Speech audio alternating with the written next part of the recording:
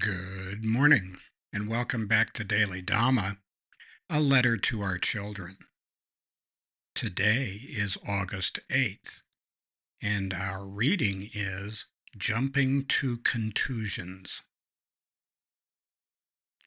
One drawback to mind reading is assuming that other people think like we think, value what we value, and want what we want. Nothing could be further from the truth. When we do that, it's an exercise in projecting our preoccupations on others, not, as we mistakenly believe, a coherent analysis of anything. This is true interpersonally, and especially true cross-culturally. We simply do not understand the things they think are precious. Hence, acting on our assumptions is fraught with peril. We should never make the mistake of believing everything we think. The noble ones say, not for sure.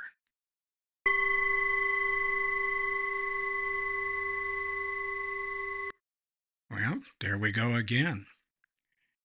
We shouldn't assume it makes an ass of you and me, and this is especially important for teachers.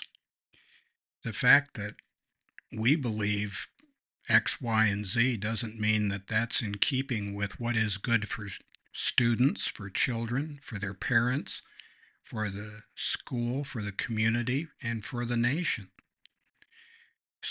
As teachers, we're here to do service.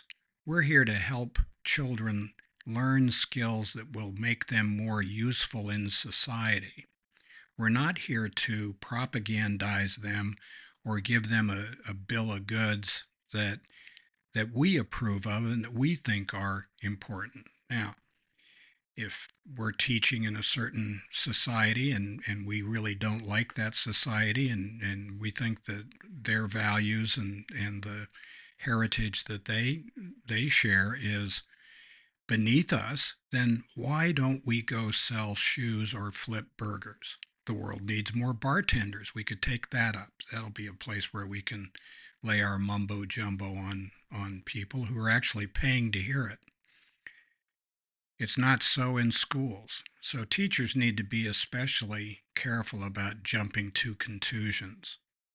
Let's not be so sure that we know what's good for everybody else. One of the recent fads in education in the West, anyway, is multiculturalism. And by that it means that other cultures are really good and that our culture is really bad. And it might be looked at as Taco Tuesday and Tom Yum Kung Thursday. We'll have exciting, colorful food served at the school cafeteria. We're not going to spend any time looking into why people think the way they do, because if we did, we would discover that the rest of the world doesn't agree with us on practically anything. Again, with the and this is not race, this is culture. I don't care what color you are. If you're born in Guangzhou, your culture is going to be Chinese. If you're born in Boise, Idaho, your culture is going to be cowboy western. That's it.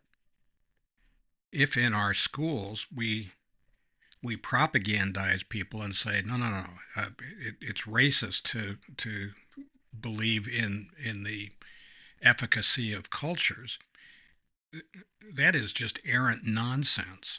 There is no culture ever in the history of mankind, or even womankind, that celebrates how bad it is and how good everybody else is. In fact, I don't think there are any volleyball teams or any bowling leagues that do that either. Of course, that's just me, and maybe I'm wrong, but it's a mistake to assume that everybody else believes the way we do. So happy trails to you until we meet again.